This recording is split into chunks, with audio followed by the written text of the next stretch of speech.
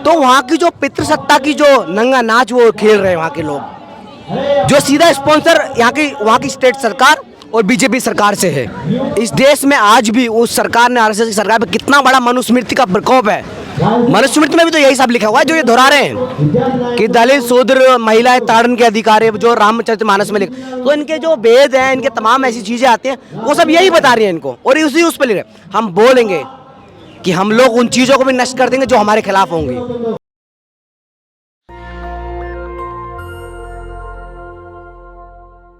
नमस्कार, मैं प्रियंका, आप देख रहे हैं नेशनल दस्तक। इस वक्त दिल्ली के जंतर मंतर पे हूँ।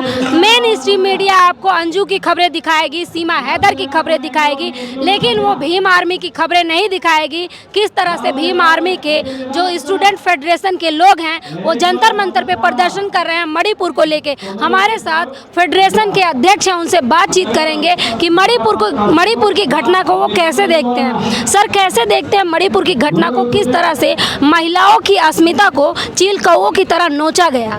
देखिए, ये किस तरीके से मणिपुर में लगातार 3 महीने हो गए हैं, मणिपुर लगातार जल रहा है। वहाँ के लोग आपस में एक दूसरे को मार रहे हैं, और ये सीधा सीधा जाता है कि ये सरकार कितनी बेकार है, कितना उसका रवैया है ऐसा है कि उन आदिवासियों के लिए वहाँ पे जो लोग रह रहे हैं, SC/ST लोग, और उन लोगों के प्रति कुछ भावनाएं नहीं है। वो लोग कह रहे हैं जलते रहो, मरते रहो, उनकी कोई प्रतिक्रिया नहीं आ रही। 30-36 सेकंड के लिए मात्र यहाँ का प्रधानमंत्री कुछ बोलता है, और यहाँ जो काउंसिल ऑफ मिनिस्टर में बैठे स्मृति ईरानी, उसमें देखिएगा किस तरीके से वो भी बोल रहे हैं कि हम क्यों बोले।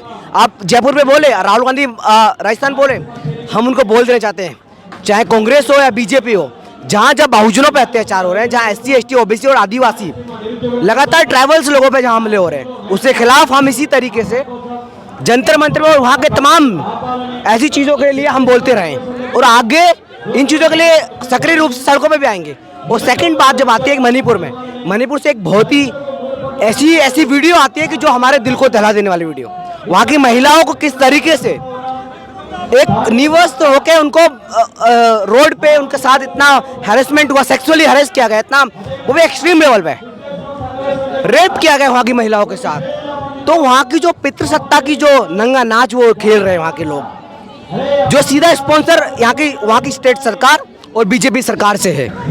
तो हम देखेंगे इसी जो उसमें पूरे एक दूसरे को मिलाते जाएंगे कि मणिपुर एक ऐसा स्टेट भी है जहाँ इंडस्ट्रियलाइजेशन नहीं हुआ है, जहाँ खनिज भंडार है, जहाँ नेचुरल रिसोर्स बहुत ज़्यादा है। तो ये सरकार वहाँ के उन्हीं नेचुरल रिसोर्सेज को हथियाने के लिए सारा कुछ कर दिया। डिवाइड एंड रूल पॉलिसी जो है उस चीज़ पे लगातार काम कर रही है। वही प्रधानमंत्री जी सबका साथ सबका विकास नारा लेके भी चलते हैं। अरे हम तो उनके बहुत सारे ये भी नारा ये भी बेटी पढ़ाओ और बेटी बचाओ। अब बेटी पढ़ाओ, अभी कुछ रिसेंटली हमारे साथ एक आर्टिकल पढ़ रहे थे कि उसमें देखने मिला 80% जो है ना सिर्फ एडवर्टीजमेंट पे, 80% जितना बेटी बचाओ और बेटी पढ़ाओ का जो रिसोर्सेज आया, जो फंड आया, उसको सिर्फ एडवर्टीजमेंट पे 80% खर्च कर दिया। मतलब 1,80,000 रुपये हम लोग ये लोग उस पर एडवर्टीजमेंट में खर्च कर रहे हैं, पूरा फंड 20% बचे कुछ नेता लोग खा रहे हैं। तो बेटी पढ़ाओ और बेटी बचाओ और सबका विकास, सबका साथ सबका विकास कहाँ हो रहा है?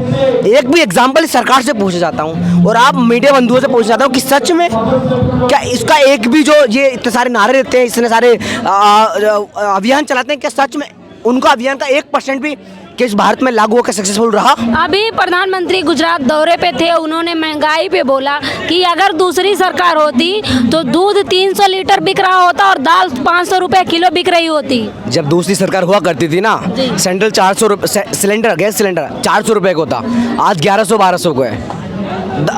सरसों का तेल मैंने खुद मेरे सामने, मतलब कोविड से पहले 100 रुपये 90 रुपये हुआ था, आज 220-250 को है। दालें, मतलब आप किसको सिखाना चाह रहे हो? आप किसको ये सारी चीज़ें बता रहे हो? हम छात्र हैं, हम पढ़ते हैं, लिखते हैं, स्ट्रगल करते हैं, देन पॉलिटिक्स करते हैं। तो हम बड़े मंजे हुए लोग हैं क्योंकि हम इतना ऑपरेशन, हम दलित लोग हैं, बहुजन लोग हैं कि उतना कुछ सह के आए होते हैं। जेंडर माइनॉरिटी है और तमाम ऐसे जेंडर ऑपरेस्ट कम्युनिटीज आ रहे हैं, कास्ट ऑपरेस्ट कम्युनिटीज आ रहे हैं, रिलीजियस ऑपरेस्ट कम्युनिटीज आते हैं, रिलीजियस माइनॉरिटीज आ रहे हैं। हमको पता है क्योंकि हम उस चीज़ को झेले, उसको पढ़े हैं, उसके बाद स्ट्रगल में पॉलिटिक्स में आए। तो बहुत प्रैक्टिकली पॉलिटिक्स हम करते हैं यहाँ पे। हम बताते हैं कि चीज़ें किस तरीके से इस देश में चल रही हैं, क्या इस देश की सरकार। प्रधानमंत्री भी तो सड़क खंगाल के संसद तक पहुंचे हैं, चाय बेचते थे। वो तो ये भी बोलते थे कि वो जब छोटे हुआ करते थे नदी से मगरमच्छ के बच्चे को बचा लिया था और भगवा झंडे को। मुझे तो एक कॉमिक वाली एक कहानी लगती है, यही बोलते हैं कि सावरकर जेल में था तो एक चील पे या गिद्ध पे शायद कुछ पक्षी पे बैठ के बुलबुल पे, तो ये बुलबुल राजा के जो सिपाही हैं ये लोग, इनसे पूछना चाहते हैं कि कौन सा संघर्ष किया आपने, सिर्फ और सिर्फ कम्युनल दंगे को छोड़ के, हिंदू मुस्लिम कराने से अलग, कार सेवा जैसी कम्युनल रैली निकालने से अलग, बाबरी मस्जिद डिमोलिशन से अलग, गोधरा कांड से अलग, जहाँ चाहे हिंदू हो चाहे मुस्लिम हो, दलितों का सबसे ज़्यादा नरसंहार हुआ। वहाँ बिल्किस बानो का कितने 12 लोगों ने रेप किया, उनको जिस दिन ये अभियान लॉन्च किया बेटी बचाओ बेटे, उस दिन उन लोगों को 12 लोगों को छोड़ा गया। जिस दिन ये रेड फोर्ट पे लाल किले पे जब बैठे थे उस दिन उन 12 लोग रेपिस्टों को छोड़ा गया। क्यों? तो हम तो पूछेंगे सवाल, क्योंकि हम पढ़ते हैं और हम पूछेंगे, पूछने के बाद हम उस स्ट्रगल में भी शामिल होंगे, उस पॉलिटिक्स में भी शामिल होंगे जो एक रेवोल्यूशनरी की राह पर जाता है। हम लोग कहते हैं यहाँ से कि अगर एक पैंथर का एक कोट है, दलित पैंथर मूवमेंट हुआ करता था जिसको बाद में खराब हो गया, एवेंडेड हो गया, उसको देखेंगे, उसे बोलते हैं अगर यहाँ के बहुजनों की स्थिति ठीक नहीं हुई तो हमको मजबूरन यहाँ के लॉ एंड ऑर्डर को अपने हाथ में लेना पड़ेगा। हम तो फिर भी संविधान को अपने हाथ में लेके चलते हैं, लेकिन मजबूर ना किया जाए उन महिलाओं को जो आप फूलन देवी बने। और मैं तो कहता हूँ कि हर महिला को फूलन देवी होना चाहिए, हर दलित को दलित पैंथर पार्टी जैसा व्यक्ति एक मिलिटेंट होना चाहिए अपने डिफेंस के लिए। हम किसी पर अत्याचार नहीं करेंगे क्योंकि हमको पता है एक समतामूलक समाज क्या होता है। जब हमारी सरकार आएगी, जब हमारे यहाँ मजदूरों का दलितों का राज होगा, हम उस वक्त साबित कर देंगे कि समतामूलक एक समाज कैसे बनता है, एक इक्वल सोसाइटी कैसे बनती है। हम उसी दौर में चल रहे हैं, उसी प्रोसेस में चल रहे हैं। वो रेवोल्यूशनरी चेंज जल्दी आएगा। हमारा संघर्ष जारी है, हम सड़कों पर लगे हुए हैं, गाँव जा रहे हैं, किसानों को एकत्रित कर रहे हैं, दलितों को इकट्ठा कर रहे हैं, बढ़ रहे हैं, ऑर्गेनाइज कर रहे हैं, एजिटेट कर रहे हैं। लगातार आप लोग सड़कों पे उतर रहे हैं अन्याय अत्याचार के खिलाफ, लेकिन आप मध्य प्रदेश से देखें या राजस्थान से देखें, ऐसी शर्मनाक घटनाएं सामने आती है। या मणिपुर की घटना, मुंह पे पेशाब कर दिया जाता है, इंसानी मल खिलाया जाता है। तो इस घटना को कैसे देखते हैं आप? क्या कभी ये थम पाएगा? देखो, इस घटना को कैसे देखेंगे, ये घटना डायरेक्ट बताती है कि इस देश में आज भी उस सरकार ने, आरएसएस की सरकार पे कितना बड़ा मनुस्मृति का प्रकोप है। मनुस्मृति में भी तो यही सब लिखा हुआ है जो ये दोहरा रहे हैं कि दलित शूद्र महिलाएं ताड़न के अधिकार है, जो रामचरितमानस में लिखा। तो इनके जो वेद हैं, इनके तमाम ऐसी चीजें आती हैं, वो सब यही बता रही है इनको, और उसी उस पर लिख रहे। हम बोलेंगे कि हम लोग उन चीज़ों को भी नष्ट कर देंगे जो हमारे खिलाफ होंगी। लगातार जो एमपी में हुआ, जो राजस्थान में हुआ, मणिपुर में हुआ, उत्तर प्रदेश में लगातार हो रहे हैं, हाथरस में हुआ, बिल्किस बानो गुजरात में हुआ, तो ये लगातार घटनाएं आ रही है। सिर्फ एक चीज़ से दूर हो सकते हैं कि हम सारे लोगों को, जितने बहुजन लोग हैं, दलित, SC, ST, OBC और तमाम जो हमारे संगठन में शामिल मुसलमान हैं, और जो वो भी लोग जो एक इकोनॉमिकल बैकग्राउंड से इकोनॉमिक कंडीशन बेकार है, वो लोग भी हमारे सर्कल में आए और आके हमको ऑर्गेनाइज होना पड़ेगा और एजिटेशन करना पड़ेगा। मूवमेंट एक रास्ता है, मूवमेंट से नहीं मानेंगे तो हमारे पास दूसरा दलित पैंथर रास्ता है। भीम आर्मी उसको अच्छे से फॉलो करना जानती है। भीम आर्मी छात्र संगठन इसके लिए लगातार कैंपस में, सड़कों पे काम कर रहा है। भीम आर्मी का अगला कदम क्या होगा अगर मणिपुर की बेटियों को न्याय नहीं मिलता तो? देखो, हमारा जो रास्ता निकला है, हमारी नींव ही एक आंदोलन से निकली है। बहुत बड़ा आंदोलन हुआ था सहारनपुर में, जिसके याद होगा आप सबको। तो उस आंदोलन से हम जन्मे हैं। तो लगातार जिस देश में, जिस कोने में भी अत्याचार हो रहे हैं, गाँव में भी अत्याचार हो रहे हैं, वहाँ भी भीम आर्मी कार्यकर्ता पहुँच जाते हैं क्योंकि वो लड़ाई लड़ना जानते हैं।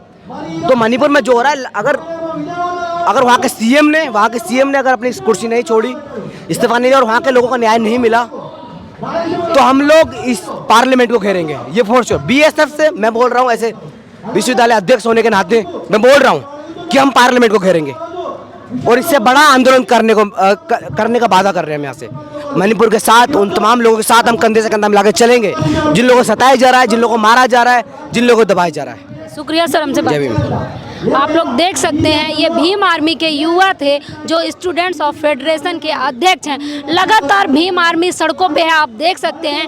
खबरों में जैसे चंद्रशेखर आज़ाद को गोली लगी, जैसे ही बहुजन समाज की कोई नेता बात करता है, SC, ST, OBC की बात करता है, उन्हें धमकाया जाता है, उन्हें जान से मारने की धमकी दी जाती है, बहन बेटियों की अस्मिता उछाली जाती है। आप मणिपुर की घटना देख सकते हैं, आप मनीषा वाल्मीकि की घटना देख सकते हैं, आप वो तमाम घटनाएँ देख सकते हैं हैं किस तरह से दलित समाज को, आदिवासी समाज को आज भी पैरों तले रौंदा जा रहा है। इस खबर पे आपकी क्या राय है हमें कमेंट बॉक्स में जरूर बताएं। कैमरा पर्सन तौहीद के साथ मैं प्रियंका, नेशनल दस्तक दिल्ली। नेशनल दस्तक की आपसे गुजारिश है कि अगर इसको बचाना चाहते हैं तो नेशनल दस्तक को सब्सक्राइब करने के लिए रेड कलर के सब्सक्राइब बटन को दबाएं, फिर बेल आइकन की घंटी दबाएं। नेशनल दस्तक को बचाने के लिए बहुत जरूरी है कि हर खबर को शेयर करें, लाइक करें, कमेंट जरूर करें।